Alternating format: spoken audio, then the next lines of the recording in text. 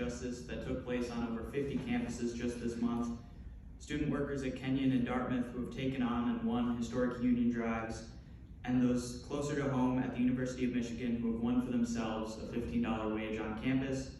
Students have proven time and time again that when we get organized, we can change the world. Alone, we're nothing, but together, we have an immeasurable power. To use this power requires an organization. We have to work together in concerted action to achieve our goals. And I fervently believe that YDSA is this organization. If you're interested in getting involved, come talk to someone with a red button on about joining YDSA and find out how to get involved. On top of that, Rashida is looking for young folks who want to make an impact on their community by building political power through civic engagement. The Monologue Youth Civic Engagement Fellowship is an 8-month program through which youth leadership will gain valuable organizing skills by educating and mobilizing voters around social justice issues. If you have any questions or are interested in applying, please see Layla to sign up before leaving today. She's sitting over there and she will be outside when the event ends. So with that said, I'm proud to be here today with someone who understands all of this well, who understands the importance of organization, and someone I'm proud to stand beside and call a comrade. Member of Detroit Democratic Socialists of America, and oh yeah, Congresswoman Rashida Tlaib.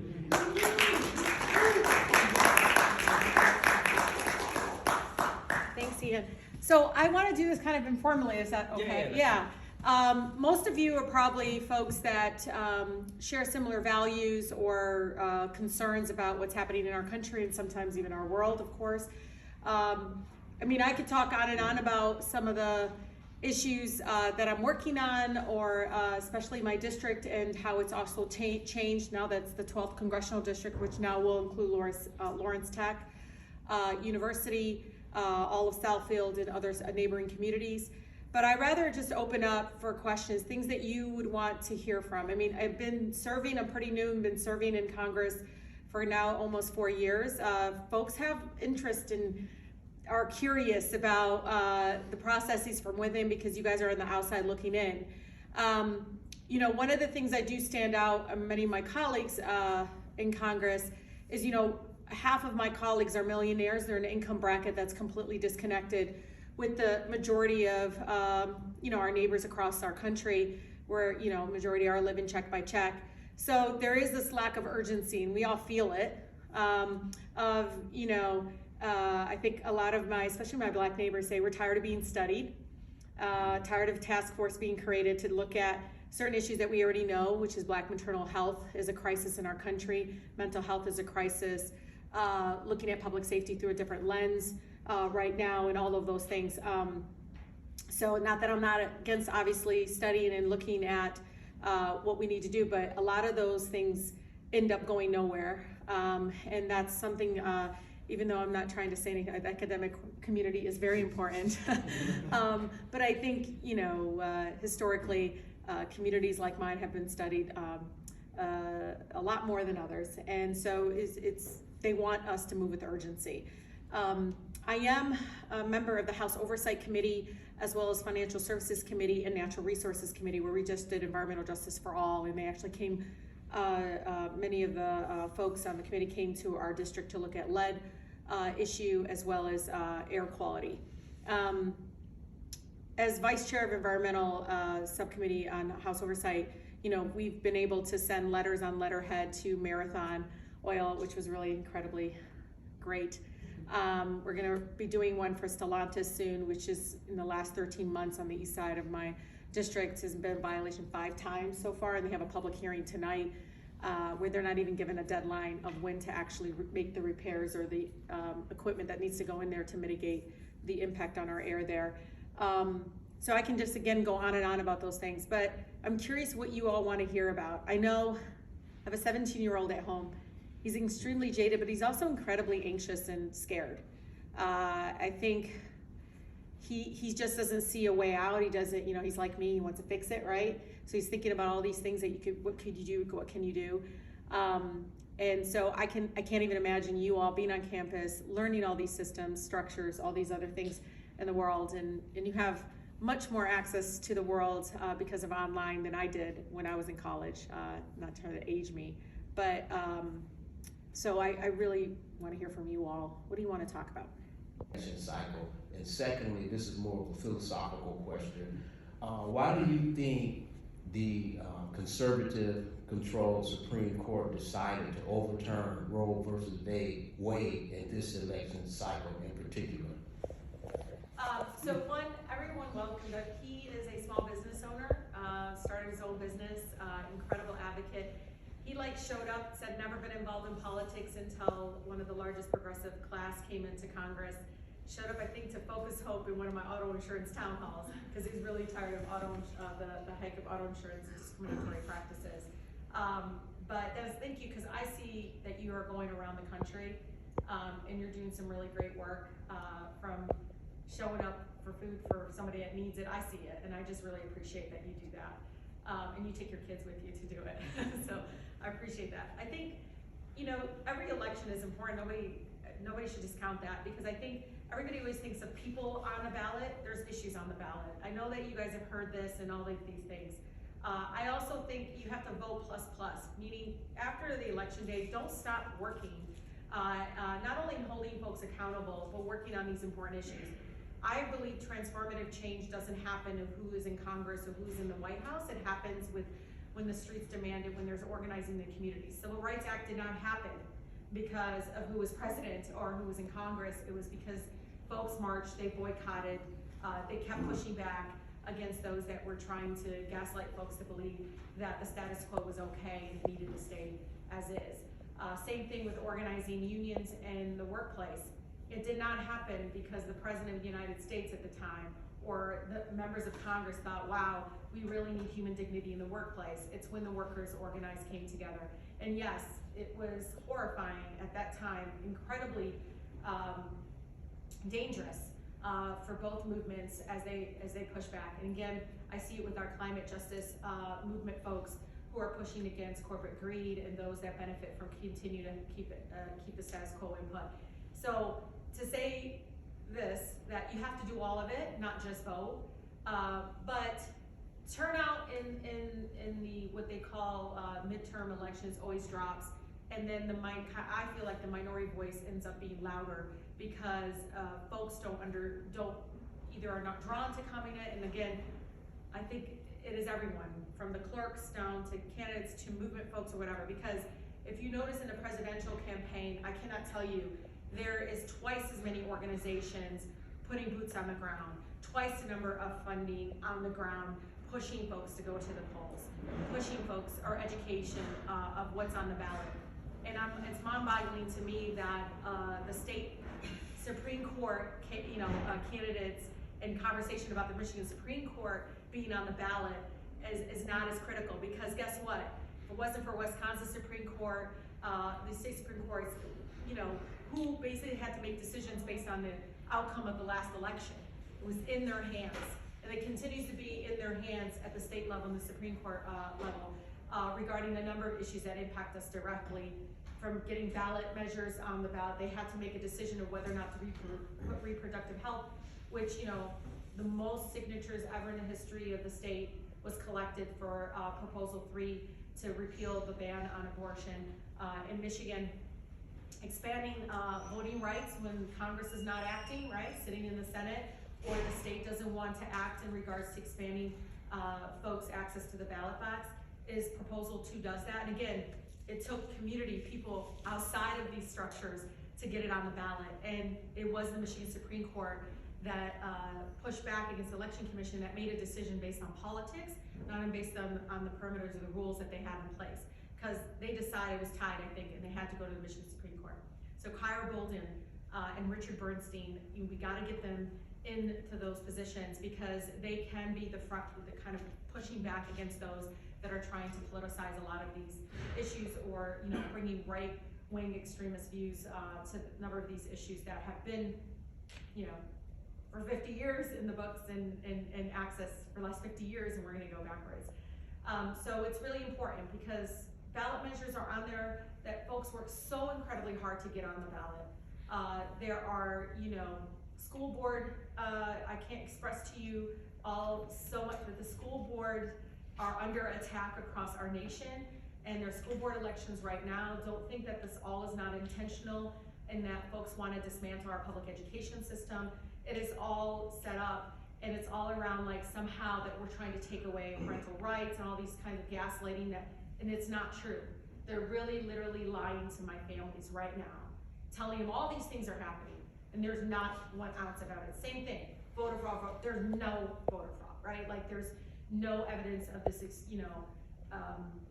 these myths that they put out there. And so it is important. I think in Southfield, the last August primary in 2020 was about 22,000 people came out. We can do better, of course. And then this August 2022 in Southfield, it was 16,000 people came out. So what does that mean? What's November numbers gonna look like? And so that worries me, because if I see a drop just alone in the primary, which primary voters, and Charlie knows this, they tend to be the more loyal, they're kind of more astute, because they understand, because my mom's the type that she's like, I don't understand, why are you on the August part? You gotta run in November. I was like, Mom, I gotta get through August. But it's true, because it might be something we're all aware about, but people are running their daily lives to be how very, very disengaged they are until election time. And they all mean well, they wanna do what's right. But it took me a while to explain to my mom, I think 2 cycles, to help her understand primary elections is to nominate the person for the November ballot. But to see that drop in August is something that we should be concerned about, and I know I am, and we've been working really hard to text folks that didn't show up this August and say, hey, is everything okay? What do you need? And it's really hard because we're actually connecting with residents. Somebody lost her son to a tragedy, and either just even consoling and connecting folks in a human way. And she said, I always vote, I know I always vote, and I didn't come out this last August because I lost my son, and people are struggling with a lot of things in their lives. So it's really important, as you all think about this, we're always looking externally how to engage people. Look internally. I have 13 siblings that will hear from me, even the ones who don't talk to me, because they're mad, because I'm the big sister, so I'm the one who's like, what are you doing? Don't do this. Even the wives call me, right? So your brother did this, So I am that kind of person that folks reach out to in my family. But I text them, I call them, I create a slate, right? They expect, because I had to create a slate, because they would go into the ballot box and be like, Rashida, which judge should I vote for? And you guys know that many of you are that person in your family. You know it. Or they're the people in your family that at least 1 or 2 are cousins, or just even friends. Like there are friends, like my friend is all the way, my best friend is all the way in Pittsburgh. And she's like, what do you know about this person? I've seen you have these ads. And I'm like, stop, that's not true. And I'm like, I'm gonna send you some stuff. There are folks that you know, and I promise you know. I used to do this weird thing where I took like head of nonprofit organizations in my district when I'm in the state house, and just looked and see, and I was shocked to see so many of my nonprofit directors were voting. And so I would casually bring it up, because I don't want them to think I'm not shaming, but I'm just curious of like, do they know they're needed? Do they understand the importance of it? And it was just wide open eye for me to know there are so many people that I know and talk to that I don't know if they know that we need them to vote. So I'm gonna text, I'm gonna call, I'm gonna reach out, and I gotta work my own backyard, my own space. I have a cousin who, I swear to God, I'm not gonna pay it. My cousin Hayat, you cannot stop her from voting now because of me. She is voting primary share. She knows she's scheduled to work at the hospital. She works in the cancer unit. She literally at the front desk, so she doesn't control her schedule. So she has to and I was like, guess what? You don't have to have a reason to vote absentee anymore or whatever. So you can go anytime at the clerk's office. She goes in there, does her thing, and then same thing though, she'll come, because I don't know everything in every community. So I have to while she's trying to vote, look up stuff, educate her. But do that work because it's important. And again, 5-10 people that you know that if you texted them, you know they're gonna come out. If you texted them where to vote, how to go ask for about any of that, I promise you, they will vote. And so I always tell people, because they're like, I already voted, I'm done. I'm like, you're not done. You gotta go get more people. I think with the unhinged, unelected Supreme Court structure as it is, as you know, I wanna expand the courts. I really think very much the whole process has really, I think, shone a light during Obama's administration and how they held up the appointment of one of his selections and everything afterwards, from going through the process of the Senate and pushing folks through without really being thoughtful or really responsible in a way of how they appoint folks. If you read the opinion, please, anybody, just, if you read the opinion where they overturned Roe, it almost sounds, in a couple sentences, like a political rally. Oh, and we're not done. This is a legal opinion. This is not a political rally. So you see that this is an unhinged Supreme Court. And I've been very public about the fact that we need to start thinking about, do we allow it to stay as is for a very few to speak for the majority in our country? That is an equal branch of government that can have that much power over the issues that our families are getting directly impacted by. I've never seen this many women in their 70s, like in tears crying, saying, I fought for this so long ago, and I'm back out in the streets marching again to fight for it again. And how they know someone that they lost because they went and had an illegal abortion, or that they knew someone that was in a state at the time when they were fighting for this, lost her life because they would perform a DNC when she had a miscarriage. I mean, these are devastating things that I think, all of us need to understand, and learn from the movement folks that were doing this before we came on. It was them that got this done, and it's gonna take us getting it, again, overturned. And we have an amazing opportunity right now on the November ballot to make sure that we save the lives of so many that can get pregnant and need this as an option. What are you planning on doing in terms of getting people involved after the election? Because no matter what, I can't conceive of you losing this election, but yeah, we want everybody to vote and so forth.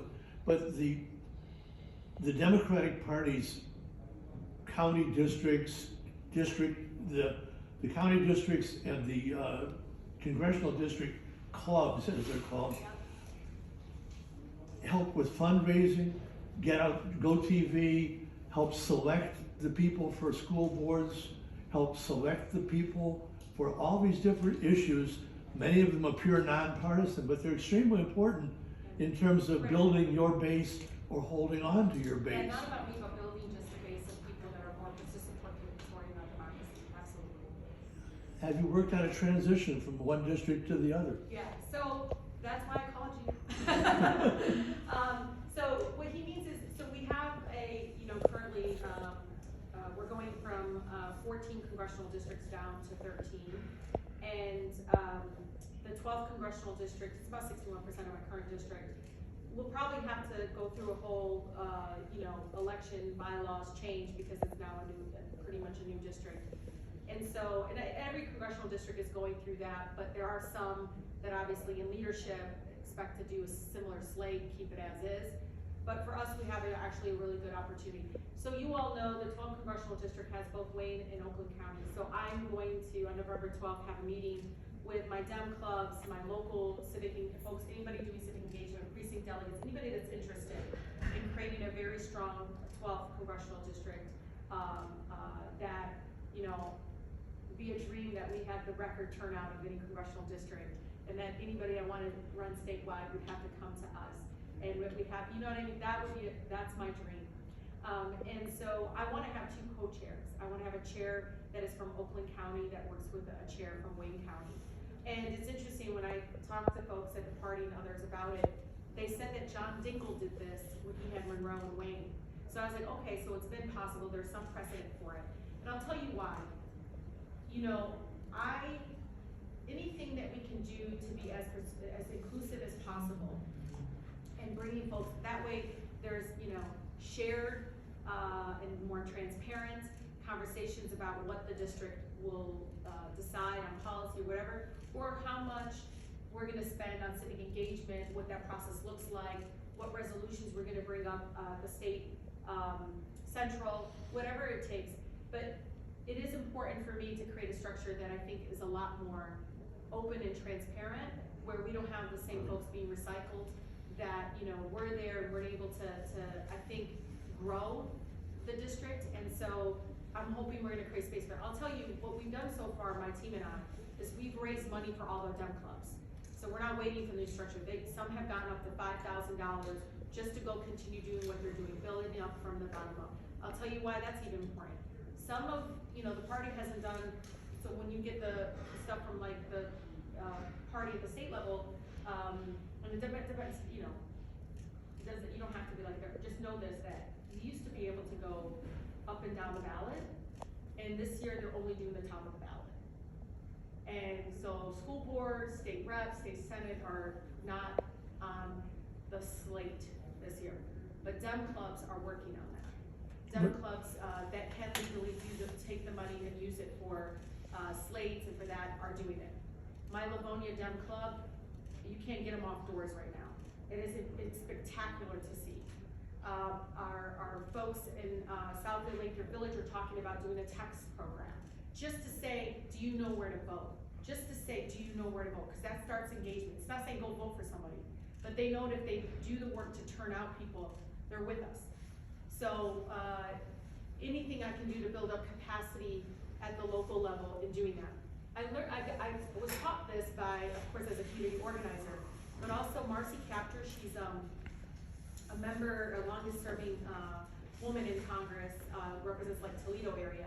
And she said it used to be that way. It used to be that the local Dem clubs, county folks got the money from the party to do that work, but now it's all kind of from the top. And again, there can be a constant debate of whether or not why it got that way or whatever, but I think we need to get back to focusing on getting the Dem clubs, the local organizations on the ground doing civic engagement, giving them capacity and support, education, training to do it right, because I think that's the most effective way to build up a more inclusive and more diverse Democratic Party. Was stolen. Yeah. And what I've concluded is they don't think there's any such thing as a legitimate Democratic victory. They've so demonized the Democrats, right? What this calls to mind for me is the disappearance of civility and compromise. Now, you just said the current Supreme Court is unhinged, which means you view them as illegitimate, in a sense demonized. Are you at all interested in civility in politics? Civility is very triggering for me. It's very what? It's very triggering for me. I'll tell you why. Civility always gets brought up when movement folks, community folks that are directly impacted are saying, can you be more civil? It's like, no, I'm gonna shout Black Lives Matter. I'm gonna shout the Supreme Court is unhinged and unelected. I'm gonna scream out, someone should be held accountable and impeached because they are not following the Constitution. So for when people say civility, sometimes I feel like it's a way to, and I'm just telling you, Professor, from somebody that's kind of worked as a community organizer, nonprofit organizations, that's always been weaponized to kind of shut us up in expressing how we feel at the moment, which is, the reality is, and it's not like when you say legitimacy, the whole process of getting some of those judges, Supreme Court judges, on there, if you look at that process, am I supposed to be civil about something that was not a fair, democratic, transparent process in how they pushed those Supreme Court appointees? The way the hearings went down, the way the folks, continue using the filibuster in a way that, pushes back on, the accountability of voting rights, you name it. So I just want you to know, there is more going on that never gets covered on, when you talk about figuring out, how to work together, how we can get things done, around issues that, matter. Most of the time, it is done in a way where everybody's coming together on a various issue. It could be on a budget proposal, it could be on other things. But when it comes to such an extremist right-wing thinking that says, delegitimizes my districts and says they don't really matter in the conversation about choice, about poverty, about how the budget priorities are, or anything like that. The dismissiveness of my community that is screaming and been screaming and shouting, save our lives, we matter. Like, do something. My immigrant neighbor is getting separated from their family member. You know, health, I'm actually literally filing bankruptcy because I got sick. I didn't do anything wrong. I just got sick. And there's a for-profit, you know, scheme that allows people to profit off of my sickness, my illness. And so all of that to say is that if I'm angry and I'm out there and I'm calling and using these adjectives and describing structures that I feel like are very much broken and set up against my district and the people that I'm fighting for, I have to speak that truth. And folks can say civil or not civil to try to dismiss it, but the reality is I feel like it's my truth, and the truth of my community is saying to me, what is going on? The Supreme Court feels differently. Dennis is not gonna get up here if he doesn't already feel like, whoa, what is going on there? Doesn't make any sense that they just took away our rights, the state's rights, to be able to say he deserves good air quality, right? Like, he gets to make that private decision of whether or not his family decides they're gonna have access to abortion care, whatever it is. So I just want you to know, like, I know folks wanna go back to the 80s, 90s. I don't know if that was civil, because when I was growing up, it didn't look civil to me. But if you want to go to 80s and 90s and pretend all these structures don't exist and they're not oppressive and they're not painful and traumatic for folks, that's on them. But they are unhinged and they're unelected. Anybody that, because I'm a lawyer by trade, all of us look at these opinions, it means this is literally shove it down our throats in law school. The way they even put the opinion in there, it sounds like a political rally. It doesn't even sound like a legal expert or legal professional talking about whether or not something should be, you know, accessible or should be a right to privacy in this case, and so forth. But I agree with you in that, of course, Professor, it would be nice for us to be nice to each other. But at the end, there are policies that are not nice, or structures that are not nice and unfair. And so I think it's important, you know, for people like myself and others to be able to express, I think, what I feel like very much my residents feel right now. It's interesting because I think I got that word from a resident. That they feel like they don't have control over a body that has so much power over them. I mean, that's so refreshing relative to what we hear from most standard issue politicians. We're here at Lawrence Tech, where most of the students, I think, are probably becoming engineers or designers, and they're going to have their work lives for the next 40 plus years. They're facing all sorts of issues. I mean, especially climate catastrophes. So I wondered if you could speak a little bit to sort of the inspiration or aspiration of aspects of the Green New Deal, or also the amount of money that's now going into infrastructure, and how we or they might think about that in terms of Southfield. There must be a ton of money in Southfield right now.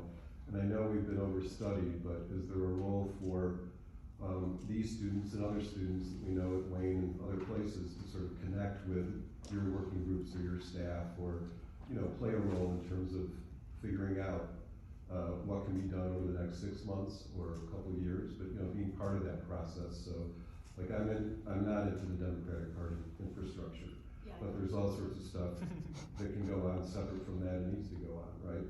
And so, figuring out ways of doing that kind of institutional building, that's what I'm counting on you for, because I think you're more or less, undefeatable. So let's it's not all about GOTV, although we have to do that. But there's all sorts of other things we can do. Yeah, when I say GOT, I really mean the issues on the ballot. So make sure you guys. I can tell you, we have an environmental justice work group, and it's very intentional in that we put folks in the room to help us we have a cumulative impact analysis bill and so forth. And of course, promoting the principles and the values in the Green New Deal resolution. And if you look at the resolutions, I think it's less than 10 pages. You take some time to look at it. It's just a set of really amazing guidelines and vision of what it would look like to have that much money come into the infrastructure, and what it would look like through a Green New Deal lens, right? Frontline communities being at the table. How do we use that money as well as doing,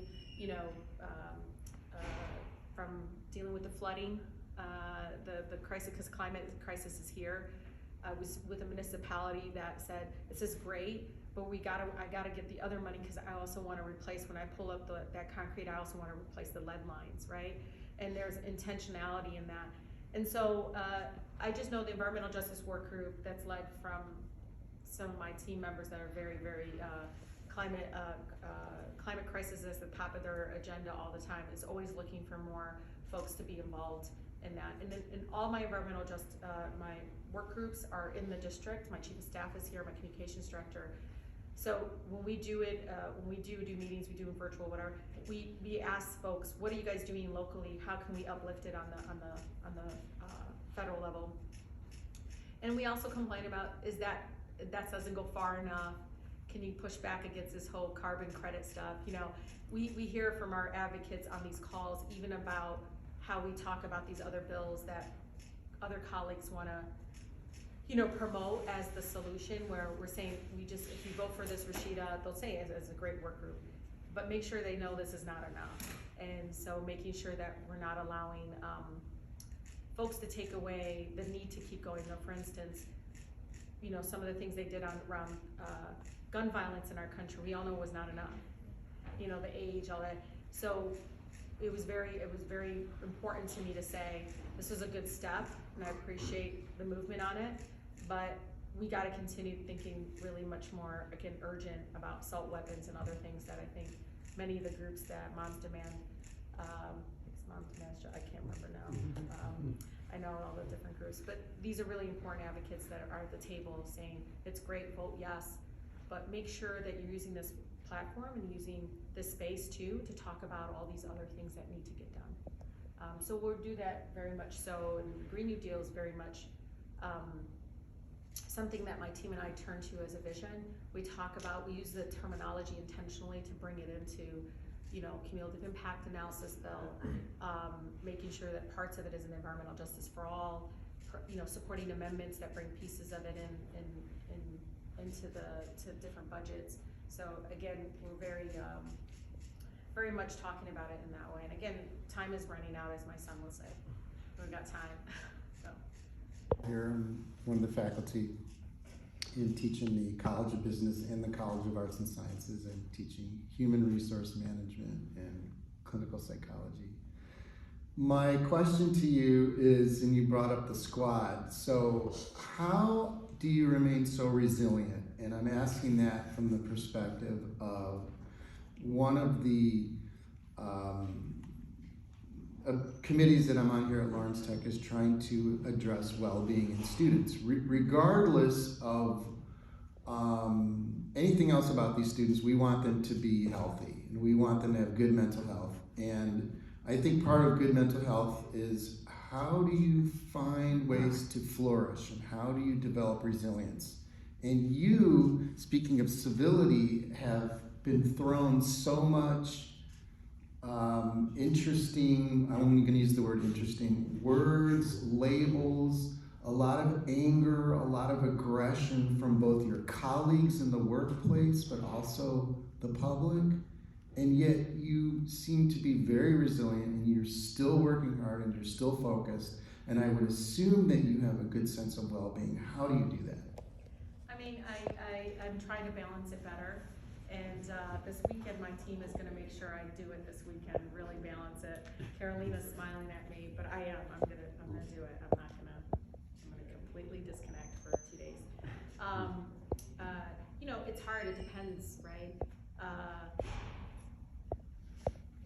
I know that I don't feel alone when I come home. I don't know how to explain that to you all. Like, when you're there, it's you feel alone, but you also feel like it's a structured institution. It's not like somebody's coming up to you, but you almost feel like the physical, they're trying to beat it out of you, trying to make you conform, or trying to use words to make you like, well, why'd you say it like that? But I'm like, but that guy just said it even worse, you know? You know? It's a balance. I'll tell you, your all's generation, when we were organizers, we never talked about self-care. It was awful. Like, we burned ourselves out.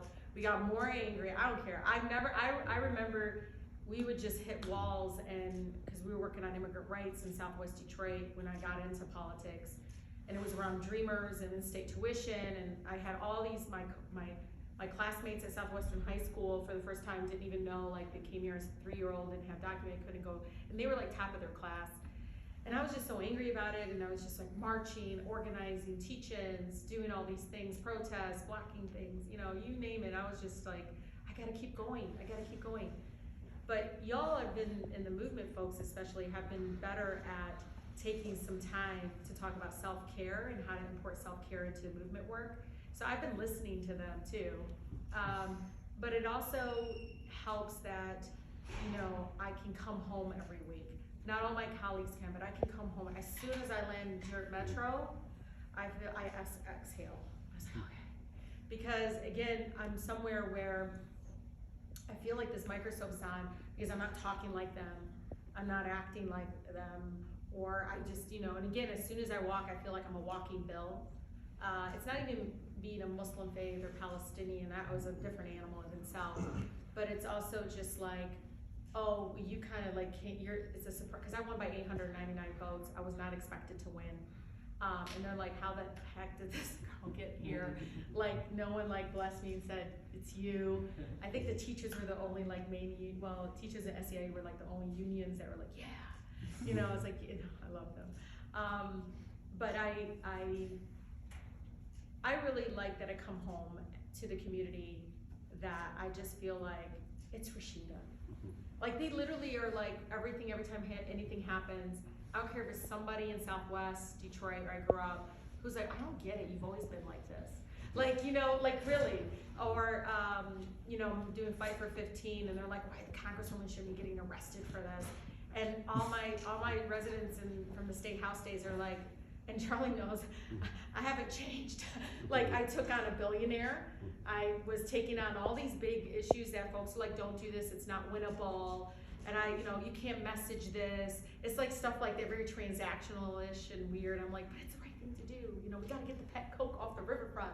Like, are you guys crazy? Like, and the state's like, it's not toxic. And it's like, oh, well, let me jump, you know. So I go, and it took Catherine Savoy's the one, this woman who's just in Southwest Church, like, I wonder if we can get samples. I said, what would we do with the samples? We can get it tested.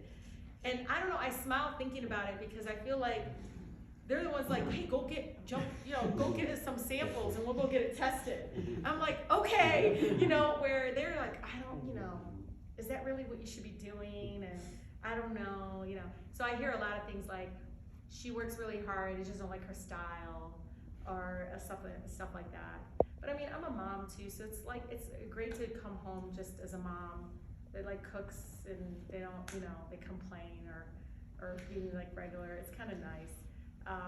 But being among my residents, the people that kind of like, I don't know, shaped who I am. They really did. I remember, you guys, public speaking, I used to choke up. It was my teachers like, oh, we're gonna put you in debate. Or where, when I was a little girl, my mom was at a parent meeting and my mom's name is Fatima and she was trying to speak up and it was like the black mothers in the group like, Fatima, they can't hear you, speak up. And it just like warms my heart thinking about it, like, because they were like, they need to hear you speak up, and they were doing it lovingly, like you have a voice.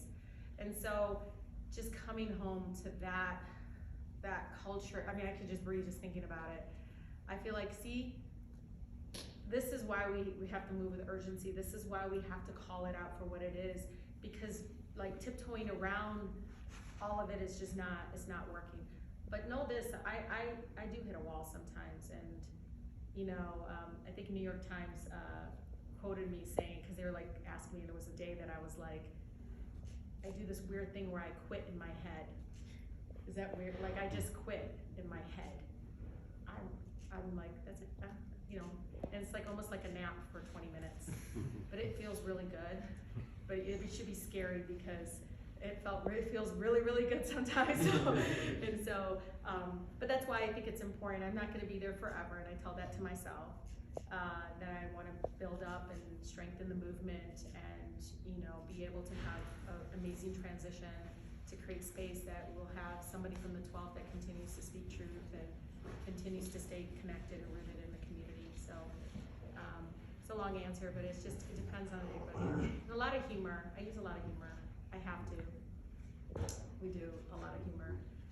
Is that a lot of like our values in Gen Z aren't often unheard or not really recognized at a government level. Of course, there are people like you, of course, who advocate for a lot of these things as well.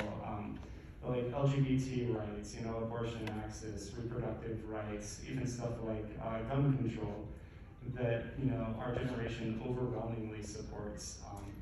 I even remember seeing a few weeks ago the walkouts in Virginia high schools for trans rights that made me tear up a little as a trans person.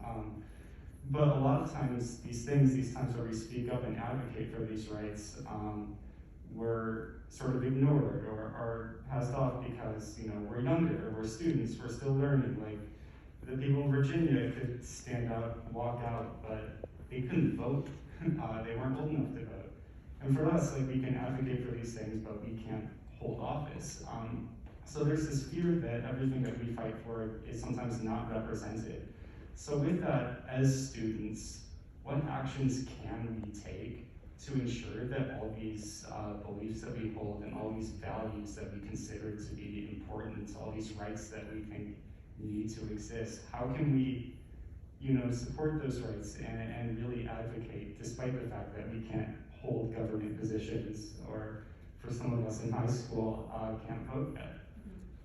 I mean, it is vote plus plus, right? But I can tell you, sometimes young folks don't realize the amazing impact they had of even, it's a miracle. The little bit of movement on guns in the Senate, I didn't believe it until it happened. I was like, we'll see. I don't think you all realize movement work, street work, walkouts, marches, boycotts, speaking, all of that. There would not have been, I think, movement on the issues around gun in this current Congress if it wasn't for that. I just want to give credibility, you know, uplift that and understand, like, imagine if it was twice as large. Imagine if it was, because I'll tell you, everywhere we went, we were getting asked about this. Every coffee hours, town halls, and I'm talking, my colleagues were like, we're getting hit hard, we gotta, you know, and I'm like, and I just stay quiet and good.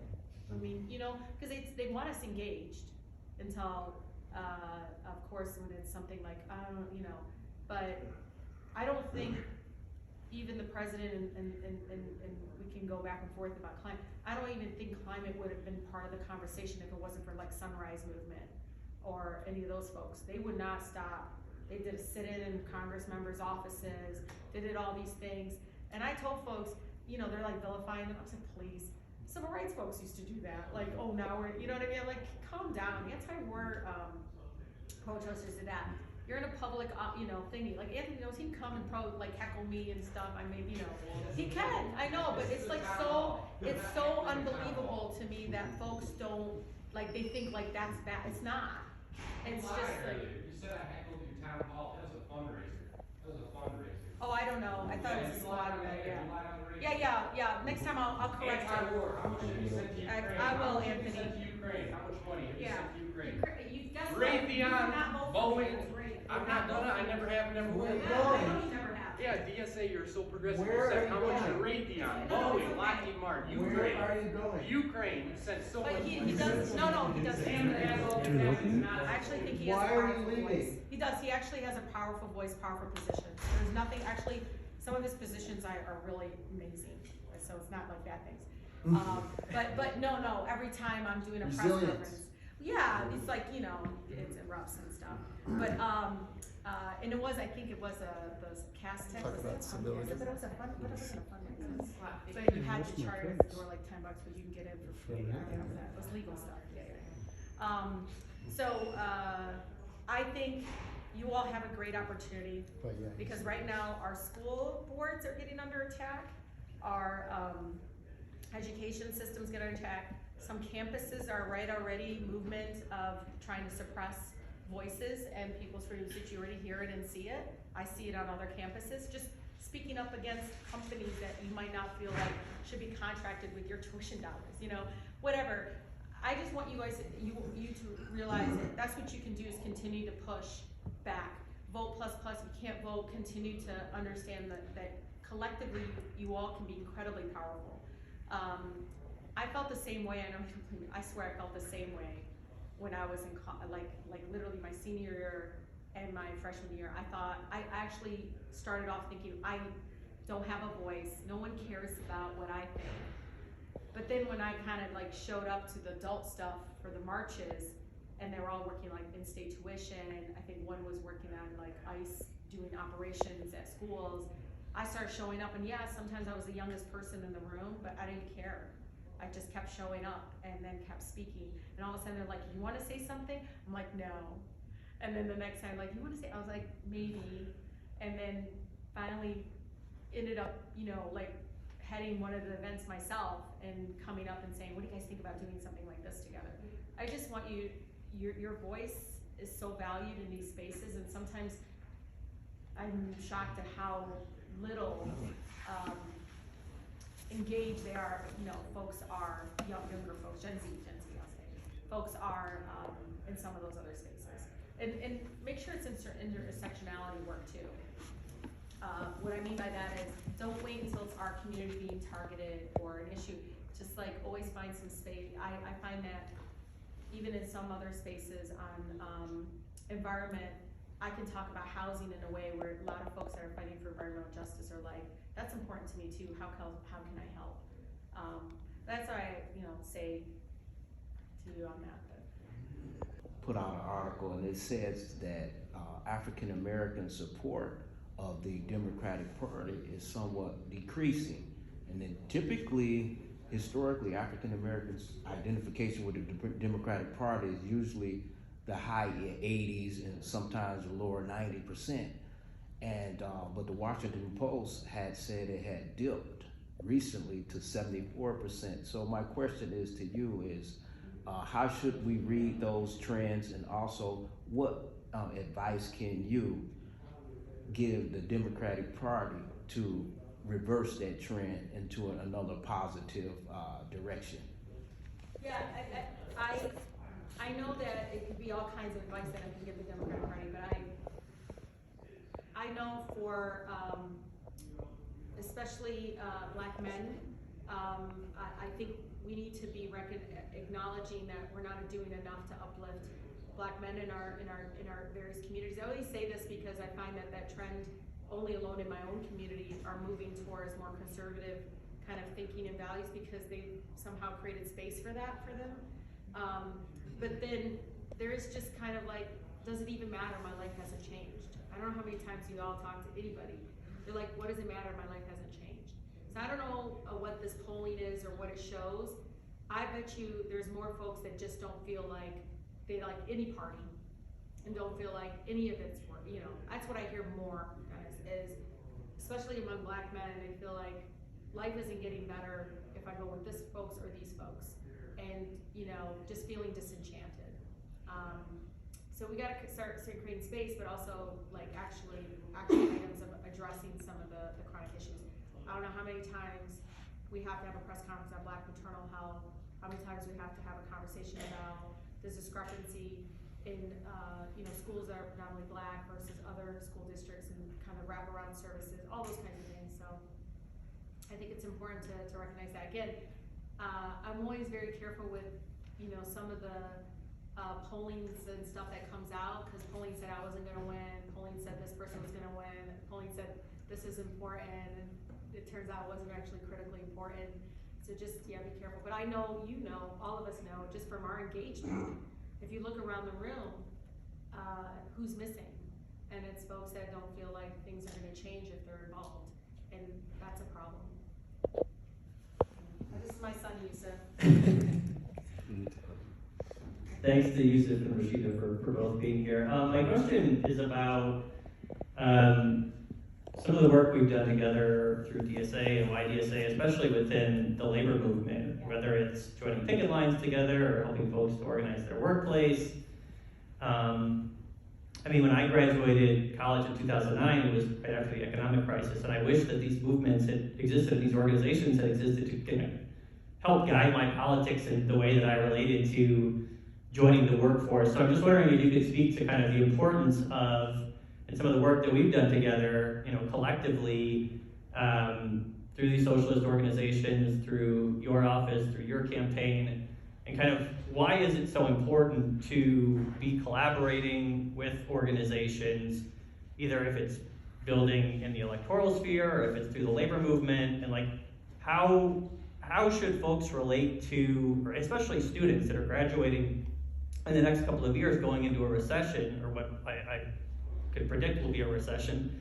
How should folks kind of think about how to move collectively and how to move within organizations and within your office to win some of these demands like Medicare for All or Green New Deal, especially with such a lack of democracy in the workplace where we spend a majority of our time and having to figure out how to connect all of these movements together to kind of win some of these what seem like fantastical demands, but they're impossible until we win them, right? But the path there is, I think, for a lot of folks, it's not so clear. Yeah, I mean, it's similar to what the answer is when Charlie asked about, like, what do we do to grow, or what is it, this is opportunity for like a new district, whatever. I know, depending on the partnerships that we create or whatever, is that anybody that is as grounded in doing the work, because the first question I always ask is, what do y'all do? Because if it's just meeting, I'm not, I will say that's just not my, thing, and I'll come to meetings, but if I don't leave with something to do, then I usually am like, it's not gonna be a priority place because I wanna get things done. But I know for me, I learn more from talking to folks on the ground or who are doing recruitment of candidates, because especially people like us need to be asked. I had to be asked 7 times before running for office. So it's the ones who like wake up in the morning and say, I'm gonna run for office, is the ones we should be scared of. But the ones who have to be asked or kind of pushed, or like, hey, you ever think about getting on the school board or the police commission in that case, right? Is really important, and to provide that kind of support network. Again, it can't be just, for me, I'm always looking for you guys. You guys are always looking like, oh, what can we, you all know, but it's true. You all are doing work on the ground that leads sometimes the work I'm trying to do. And so just figuring out those kinds of partnerships. I always feel myself, and it was Senator Bernie Sanders when, I was thinking about like, that's it, I'm gonna quit. And then he was like, look, I'm a labor organizer in the Senate. I don't know nothing but a labor organizer. They want us to be this and that, I'm a labor organizer. And he's like, you're a community organizer. Just, that's what you do, you're a community organizer.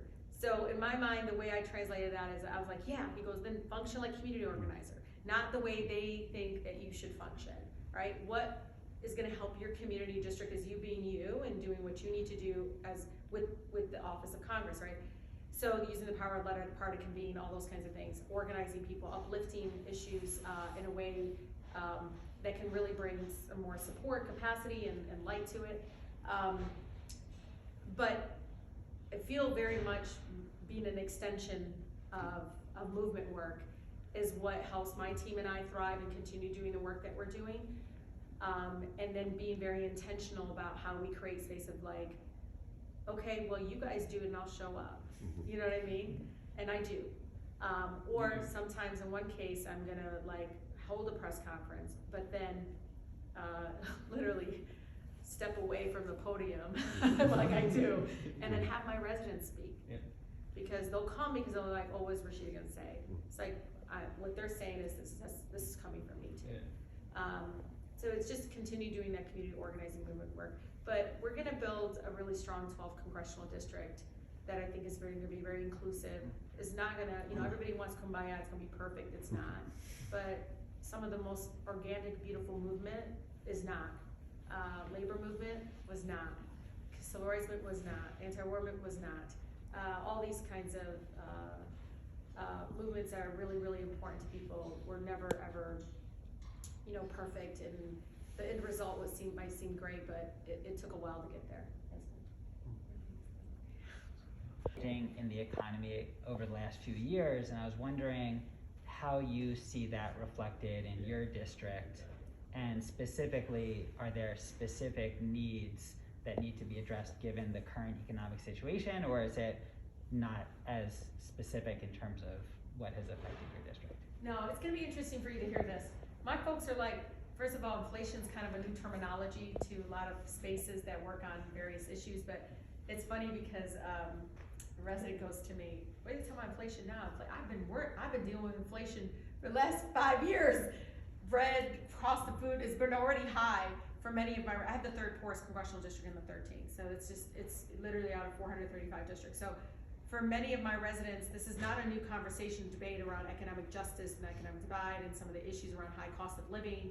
All those things are from housing, you name it, like the reality is they've been living it, and they feel like that this whole conversation now that everybody's like talking about it is, oh, it's been happening to us. And so one of the conversations I've been having though are people saying, what can government do? What are some of the things? And I understand from, there's all kinds of components, and you know this, from competitiveness, monopolies of various industries, obviously spending, all these, I understand that. There's all these formulas, economists talk about it all the time. The part that never ever gets talked about is the profit-driven policies in it, right? So, they blame wages, they'll blame all this, but if you look at the high cost of products, all this, it's like resulting in record profits for corporations. Like, they're actually making more money even though the cost is going up on us. That makes sense. Like even gas, the barrel could be literally like dropped, and I believe it has, and the price is still going up. And so we got to talk about, if you don't want to talk corporate greed, we got to talk about it as one of the components in addressing, accountability, price gouging, all of those things. And I say this honestly, that I do not dismiss the idea around all the other elements. Folks keep telling me about the spending. I absolutely, okay, talk about that. But you're never going to have an honest conversation if you're not talking about the monopolization of, the meat industry, what's happening to the ag community right now around the country, really becoming more corporate than even the small farmers are disappearing like this. And the fact that Ukraine, everything, the pandemic has resulted actually in corporations making more money and thriving than anything, and why nobody is talking about it in that aspect.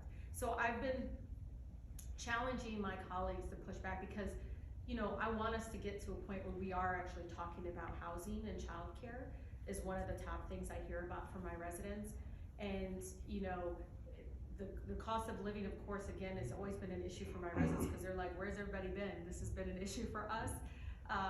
And some are like, well, I haven't got gas because my auto insurance is skyrocketed. I can't afford a car because, my DTE bill keeps going up, every single site, every 3 or 4 or 5 months. Cost of water is up 400%. Cost of water up 400% in our country. And so all of that to say is, I'm going to be always pushing back on my financial services committee. I'm going to say, you're saying that is it materials is resulting in all of, what is resulting into you increasing the cost? Has it actually cost you more to produce? And if it's the competitiveness market, okay. But if it's just profit driven decision of saying, well, this is all going on, we could probably go up a little bit, then that, But again, during the pandemic, when many of them actually got money, COVID money, they also still did their shareholder payouts.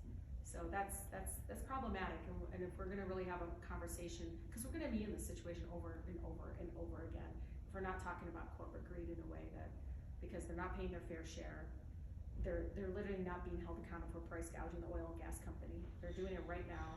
We passed the bill in the House and sitting in the Senate. Until they start having to pay up, pay back, you price gouge, no, they're going to continue doing it.